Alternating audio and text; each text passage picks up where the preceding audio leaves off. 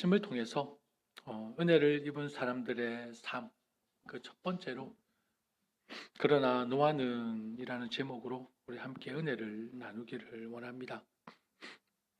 오늘 설교를 제 현재의 고백으로 좀 시작하고 싶습니다. 저는 역사의 주관자 되시는 하나님을 믿습니다. 역사가 우연히 흘러가는 것이 아니라 하나님께서 그 역사 위에 계심을 저는 믿습니다. 이러한 하나님을 믿는 한 사람의 그리스도인으로서 사실 저는 나의 모습에 실망을 하고 있습니다. 여러분, 요즘 정세가 어떻습니까? 너무나 불안합니다. 곳곳에서 미사일이 떨어지고 전쟁과 폭력의 소식이 끊이지 않고 사람들의 고통과 아픔을 바라보고 있으며 생명이 사라지고 있는 이 현실을 뉴스로 매일 접하고 있습니다. 그런데 어느 날 문득 뉴스를 보고 있는 제 모습이 너무나도 이상하게 느껴졌습니다. 낯설게 느껴졌습니다. 이런 현실을 목격하고 있는 내가 마치 남의 집 불구경하듯 TV를 보고 있는 거예요. 지금 사람이 죽어가고 있고 전쟁이 어떻게 확산될지 모르는 이 시국에 누가 옳으냐, 어느 편이냐, 이런 논리와 진영의 말이 내 마음을 먼저 움직이고 있더라고요. 누가 옳으냐, 누가 잘못됐느냐, 어느 편이냐. 그러면서 내 스스로에게 이런 질문을 했습니다. 야, 너 왜 그렇게 마음이 무감각하지?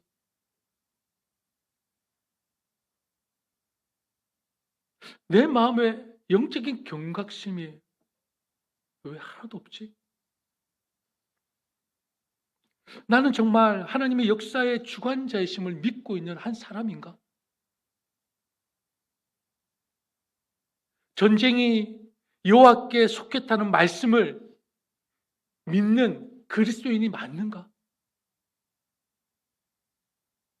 나는 은혜를 입은 하나님의 사람으로 이 시대를 영적으로 바라보고 지금 두려운 마음으로 주님 다시 오심을 준비하고 있는가? 이런 질문들을 저에게 해보았습니다.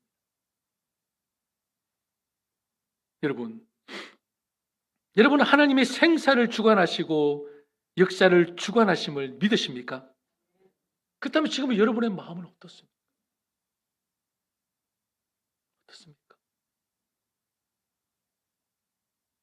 우리가 살고 있는 이곳에 미사일이 떨어지고 총알이 날아다녀도 전혀 이상하지 않는 그런 위험한 시대에 살고 있다는 느낌이 있으십니까? 9.11 사태가 벌써 20년이 넘었습니다. 그런 느낌이 있으십니까? 우리는 여전히 현실이라는 벽 안에 갇혀 상황에 대한 경각심도, 영적인 경각심도 없이 무감각한 삶을 살고 있지는 않는지 모르겠습니다. 여러분, TV에서 일어나고 있는 현재 지금의 장면들이 지금 우리가 살고 있는 이곳이라면 지금 우리는 어떤 모습일까요? 지금과 같이 일상적인 삶을 살고 있으시겠습니까?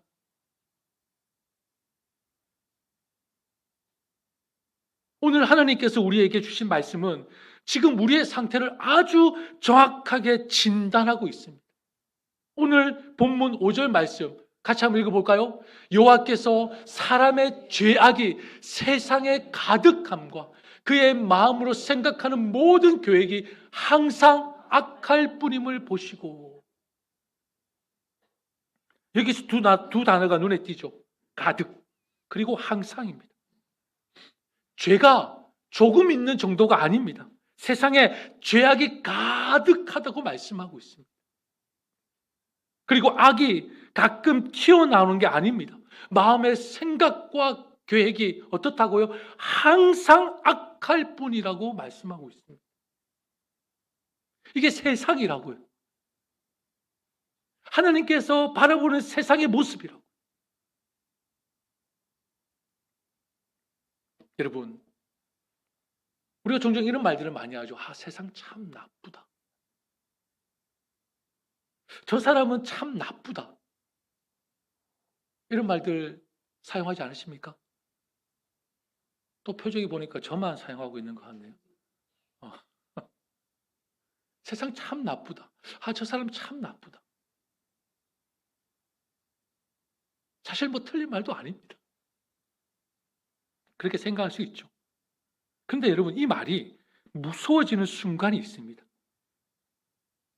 언제인 줄 아십니까? 내 마음을 숨기는 핑계가 될 때. 세상 참 나쁘다. 저 사람 참 나쁘다. 여러분, 무서워야 합니다. 그 말을 뱉을 때. 왠지 아십니까? 내 마음을 숨기는 핑계가 되기 때문에.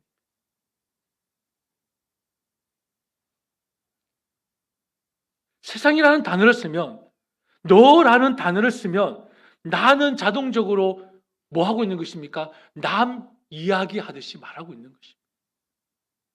남 이야기하듯이. 남을 평가하는 사람, 세상을 분석하는 사람이 되는 것입니다. 그 순간.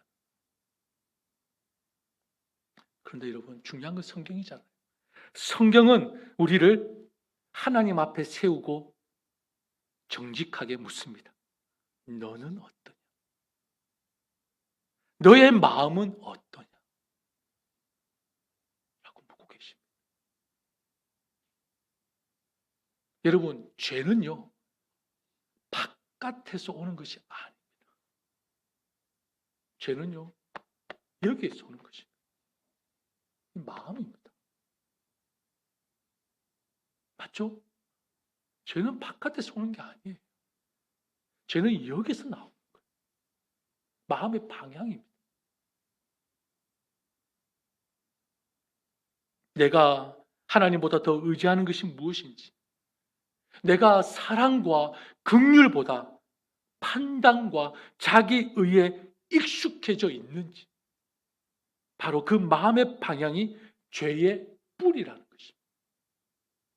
여기입니다. 죄의 뿌리는. 여러분, 혹시 이런 말 들어보신 적이 있으십니까? 저도 말씀을 준비하면서 보게 되었습니다. 어려운 단어입니다. 인지, 장사, 기언, 야선이라는. 어디에 나오는 단어인 줄 아십니까? 논어, 태백편에 나오는 글입니다. 여러분, 무슨 뜻인지 아시겠습니까? 사람은 죽을 때가 되면 그 하는 말이 착해진다는 뜻입니다. 사람은 죽을 때가 되면 그 하는 말이 착해진다는 뜻입니다. 죽을 때가 되면. 인지, 장사, 기언, 야선. 논어에 나오는 글입니다. 죽음이 가까우시면, 그렇지 않은 분들도 있는 것 같은데, 죽음이 가까워지면 욕심을 내려놓고 본성으로 돌아가 착해진다는 의미를 담고 있는데요. 이 말 뜻은요, 사람은 죽을 때까지 잘 바뀌지 않는다는 것입니다. 이 말의 본래 뜻은 사람은 죽을 때까지 잘 바뀌지 않는다는 뜻입니다. 이 말이. 결심과 결단으로 잠깐 바뀔 수는 있겠지만 습관, 내가 살아왔던 그 패턴은 쉽게 바뀌지 않는다는 것입니다. 한번 보십시오. 말투. 혹시 10년 전과 지금의 말투가 바뀌신 분 있으십니까? 말투, 그리고 죄송합니다. 성질머리. 인품과 성격을 조금 낮춘 말이 성질머리라고 하더라고. 사전적 의미가. 성질머리. 그리고 회피하거나 도망치는 습관. 비교하는 습관. 상처 주고 돌아서서 후회하는 습관. 술과 음란과 도박 같은 이 중독. 나는 안 돼. 스스로 비하하거나 그 열등의식의 습관. 그리고 무감각한 습관. 이러한 습관은 잘 바뀌지 않습니다. 왜 그럴까요? 여러분 왜 그럴 거라고 생각하십니까? 이게 바로 오늘 말씀에서 보여준 것입니다. 뭐죠? 이러한 모습은 어느 날 갑자기 생긴 것이 아니라 어느새 내 마음에 가득 차고 어느새 내 마음에 항상처럼 굳어버린 것입니다. 그래서 안 바뀌는 거예요. 그래서 이 말이 인지, 장사, 기연, 야성. 사람이 죽을 때까지는 안 바뀐다.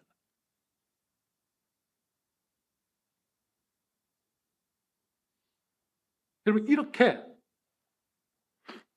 죄는 우리의 마음의 감각을 무너뜨려 버리는 것입니다. 하나님이 아파하시는 것에 무감각하게 만들어. 하나님이 정말 아파하시는데 나는 무감각한 거예요. 감각이 없는 거예요. 하나님이 나의 이런 모습에 지금 너무 하나님 아파하고 계시는데 나는 무감각한 거예요. 나는 감각이 없는 거예요. 생명을 가볍게 여기게 만들고 결국은 우리 마음을 가득 항상이라는 방향으로 굳어버리게 만드는 것이 뭐라고요? 죄라는 거죠. 죄. 그래서 여러분 결론은요 하나밖에 없습니다. 우리에게 필요한 것은 더 센 결심과 결단일까요? 아니요. 더 깊고 넓은 시작입니다. 그 시작은 성경이 이렇게 제시하죠. 은혜. 은혜. 우리 교회 이름이 뭐죠? Grace. 은혜라고 하는 거죠. 본문 6절은요, 충격적인 표현이 등장합니다. 같이 읽을까요? 땅 위에 사람 지으셨음을 한탄하사 마음에 근심하시고. 여기서 말하는 한탄, 근심은 하나님이 실수하셨다, 후회하셨다는 뜻일까요? 아닙니다. 하나님은 전지하십니다. 하나님은 완전하십니다. 하나님은 전능하십니다. 변하지 않으시는 영원하신 분이 우리 하나님이십니다. 그런데 왜 이런 표현을 쓰실까?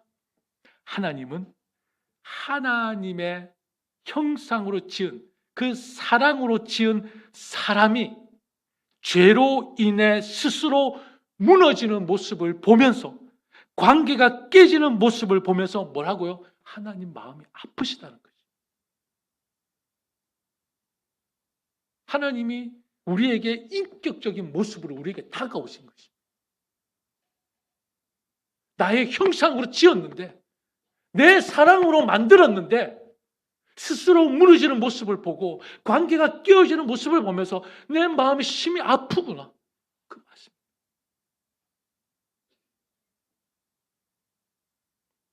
여러분, 이것이 죄의 무서움입니다. 여러분의 말 한마디, 여러분의 한 행동이 하나님이 너무 아프시구나라는 걸 느낀 적이 있으십니까? 그게 무감각하다면 여러분 우리 심각한 거예요. 우리들은 뭐죠? 우리 죄인들입니다. 우리는 죄인이라고요. 내 말 한마디에 누가 상처를 받고 나의 행동에 누군가 상함을 입었다면 하나님이 더 아파하신다.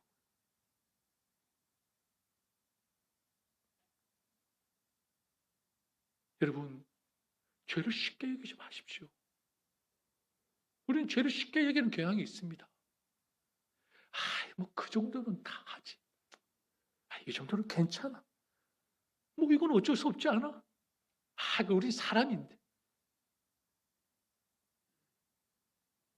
그런데 성경은 말하죠. 죄는 뭐라고요? 하나님 마음을 아프게 한다고요. 죄는 하나님 마음을 아프게 한다고요, 여러분. 여러분의 말 한마디가, 여러분의 그 하나의 행동이 하나님의 마음을 아프게 한다고요. 그게 죄라고요, 여러분. 그 죄는요, 하나님의 선하신 창조 질서를 무너뜨려 버립니다. 하나님 그거 원치 않으세요. 죄는 하나님이 심히 기뻐하셨던 우리들의 관계를 깨뜨려 버린다고. 그게 죄라고요.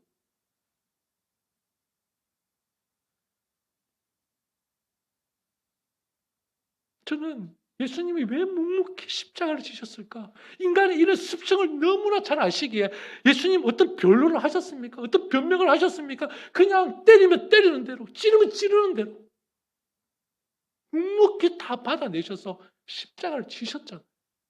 그 길밖에 없으니까.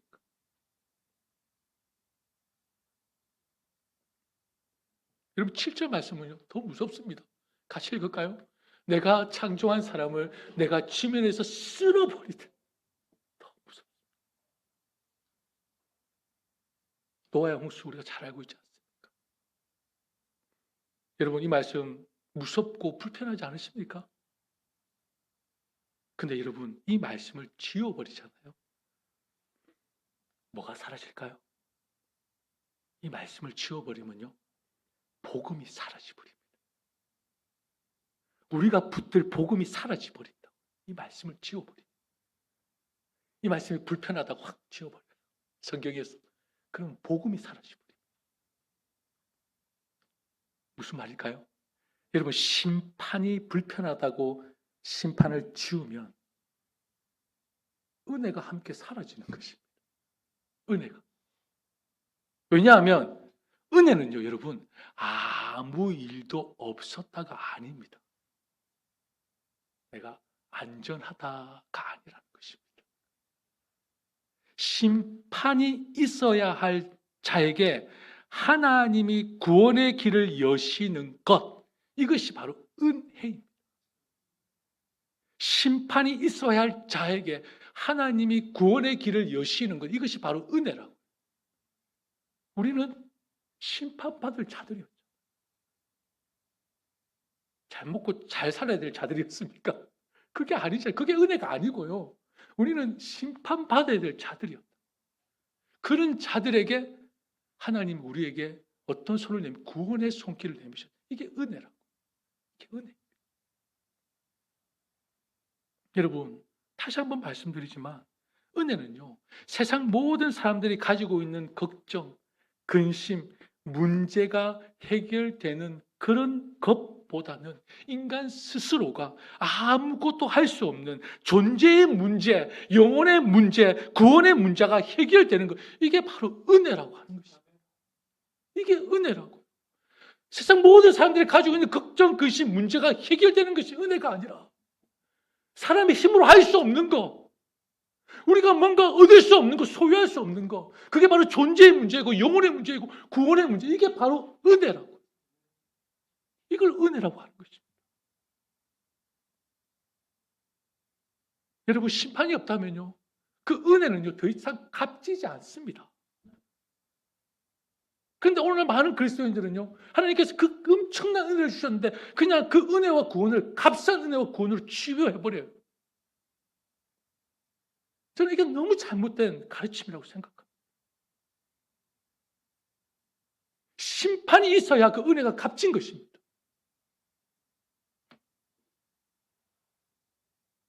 심판이 없다면 그 은혜는 그냥 좋은 거,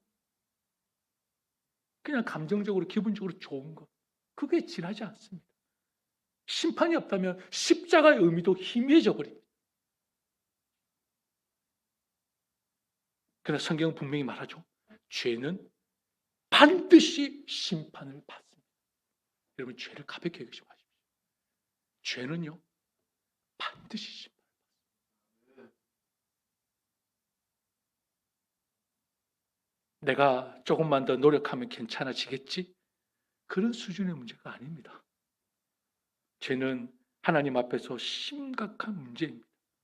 죄는 반드시 하나님의 공의 앞에, 심판 앞에 서야 합니다. 마지막.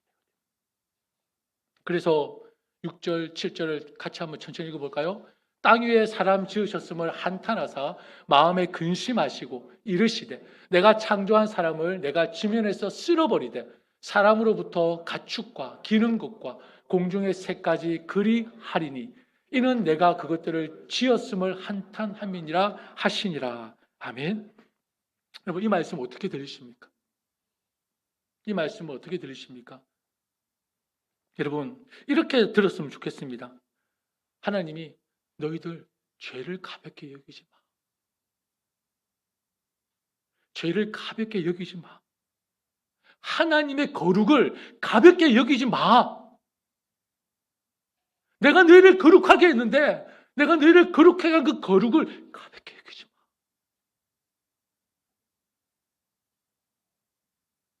하나님의 마음을 아프게 하는 그 죄를 덮어두지 마. 하나님의 마음을 아프게 하는 그 죄를 덮어주지 마. 덮어두지 마.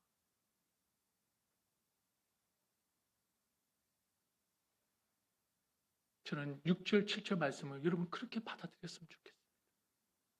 죄를 가볍게 여기지 마. 하나님의 마음을 아프게 하는 그 죄를 그냥 덮어두지 마. 그냥 내버려 두지 마. 근데 여러분, 만약에 성경이 여기서 끝났다면 우리는 모두 절망뿐일 것입니다. 그런데 뭐가 있죠? 8절이 있죠. 같이 읽을까요? 그러나 노아는 여호와의 은혜를 입었더라. 아멘. 여러분, 이 그러나가요 복음입니다. 그러나 영어로 벗입니까? 벗. 심판의 흐름 속에서 하나님이 완전히 방향을 틀어버리십니다. 완전히 방향.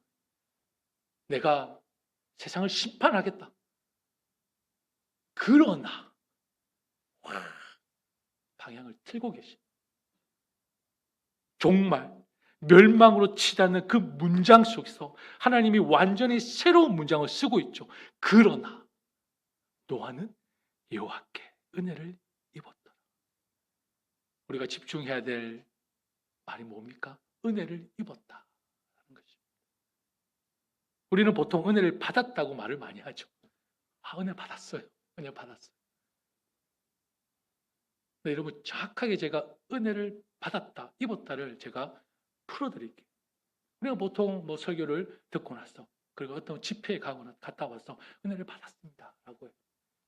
근데 여러분, 그 뉘앙스는요, 선물을 받는 듯한 뉘앙스가 있습니다. 그런데 성경은 오늘 은혜를 입었다라고 얘기하고 있습니다. 이 말은요, 옷을 입듯이 내 위에 뭔가 덮여졌다는 것입니다. 그 내 위에 뭔가 덮여졌다는 것은 뭘까요? 기분과 감정이 아니고요, 내 상태가 완전히 바뀌었다는 뜻입니다. 새로운 옷을 입었다는 뜻입니다. 그게 은혜를 입었다는 뜻입니다. 우리도 그 말씀을 듣고 뭐 찬양 집회를 갔다 와서 은혜를 받았다라고 하는데 그냥 우리는 보통 기분과 감정에 의해서 그런 말을 많이 하잖아요.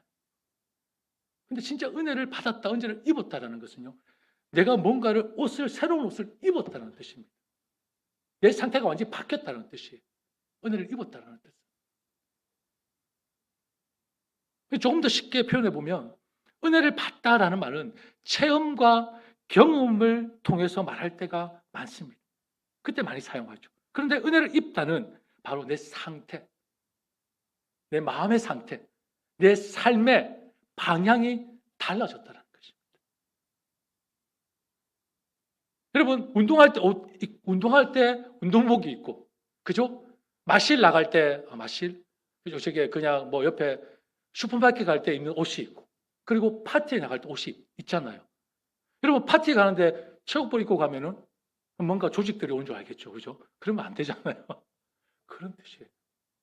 은혜를 입었다는 것은 하나님께서 나에게 새로운 옷을 입혀줬다는 거예요. 그러면 내가 완전히 다른 사람이 된 거죠. 그게 바로 은혜를 입었다, 은혜를 받았다라고 얘기하는 것입니다. 그러니까 노아가 일시적인 감정과 기분이 좋아졌다는 말이 아닙니다. 노아가 도덕적으로 윤리적이어서 칭찬이나 상을 받는 것도 아닙니다. 노아는 은혜를 받을 자격이 있습니까? 없습니까? 노아는 은혜를 받을 자격이 없는 우리와 똑같은 사람입니다. 그러니까 노아가 은혜를 받을 자격을 증명해서 노력해서 얻어낸 것이 아니라 누가 찾아오신 거죠? 하나님이 먼저 노아에게 은혜를 베푸셨다는 거죠. 하나님께서 그 은혜를 노아에게 입혀주셨다는 뜻입니다. 여기서 우리는 복음의 순서를 명확하게 다시 한번 짚고 넘어갔으면 좋겠습니다. 우리는 자꾸 이렇게 생각합니다. 내가 먼저 바르게 살면 하나님이 나를 사랑하실 거예요. 내가 먼저 잘하면 하나님이 나를 받으실 거예요. 근데 여러분, 내가 노력하는 것은 어디가 노력의 기준입니까? 내가 잘하는 것은 어디가 잘함의 기준입니까? 내가 선한 의도는, 그 선한 의도는 어디가 기준입니까? 뭐가 기준이죠? 여러분, 기준을 명확히 제시할 수 있겠습니까? 없습니다. 여러분, 우리는요, 아무리 하나님 앞에 선한 의도로 정말 착한 마음으로 가도 그 착함과 그 의도는 기준이 없어요. 왜? 우리는 죄인이기 때문에. 우리는 완전하지 않잖아요. 근데 우리는 계속 내 의도는 선한데, 내 의도는 좋은데.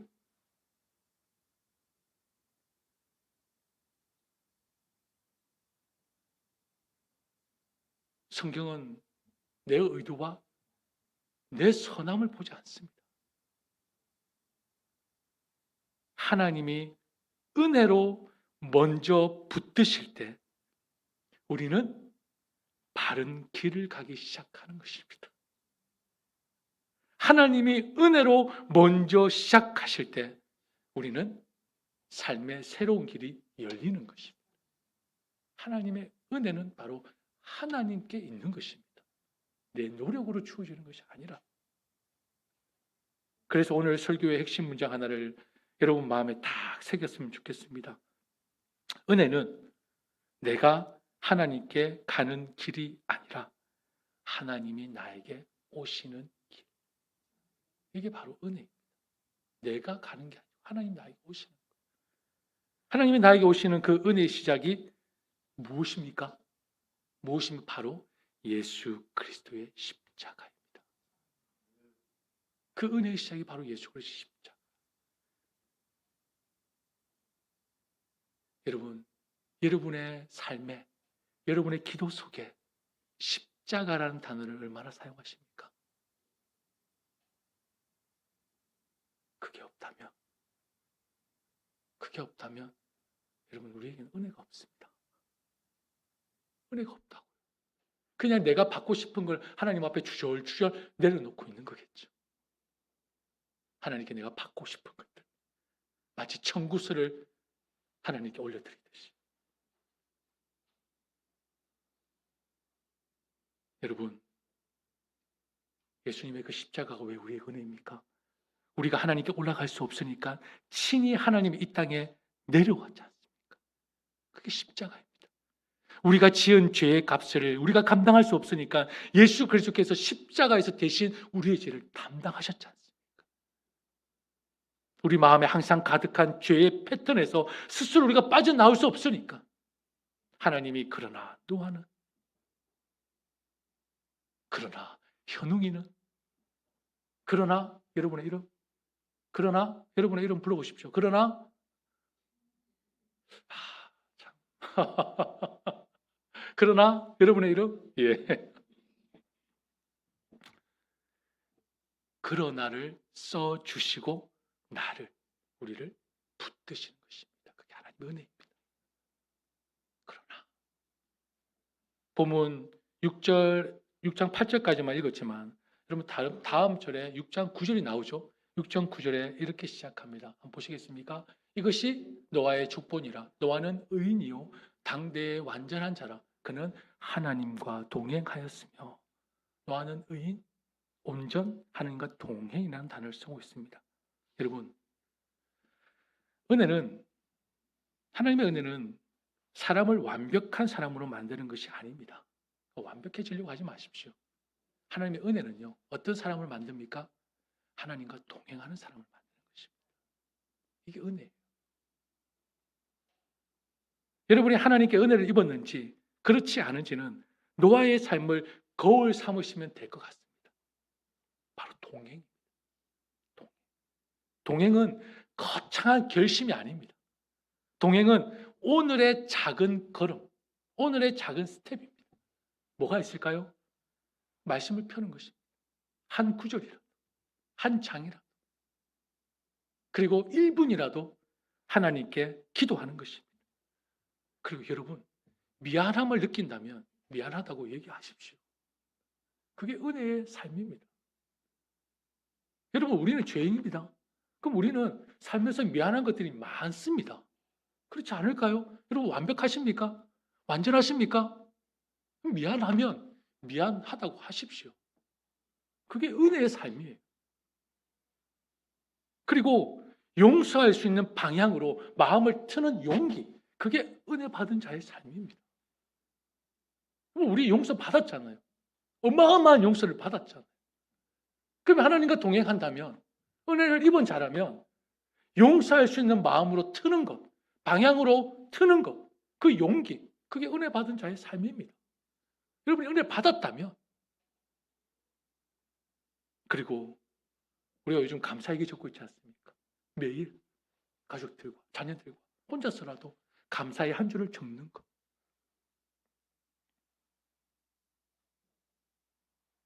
그리고 고통받는 이들을 위해서 주님, 저들을 불쌍히 여주시옵소서.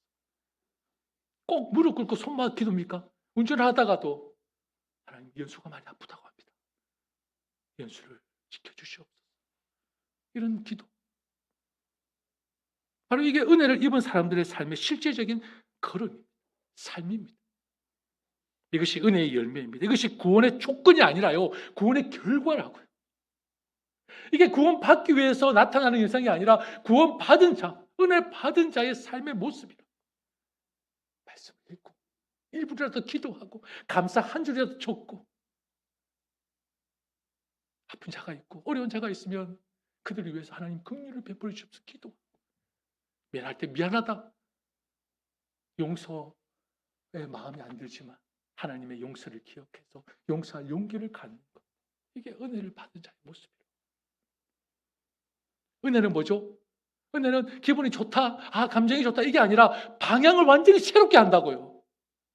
방향을 완전히 트는 것입니다.